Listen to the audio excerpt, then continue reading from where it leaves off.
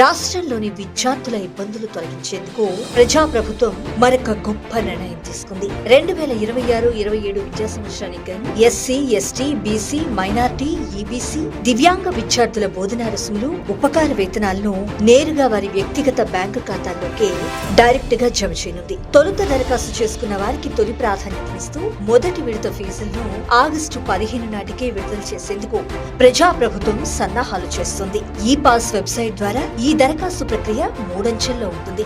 మొదటిది 10th memo Aadhaar card ఆధారంగా demo authentication, రెండవది మీ సేవా కేంద్రాల్లో బయోమెట్రిక్ ధృవీకరణ, మూడవది వివరాల మ్యాచింగ్ తో సమగ్ర దరఖాస్తు సమర్పణ.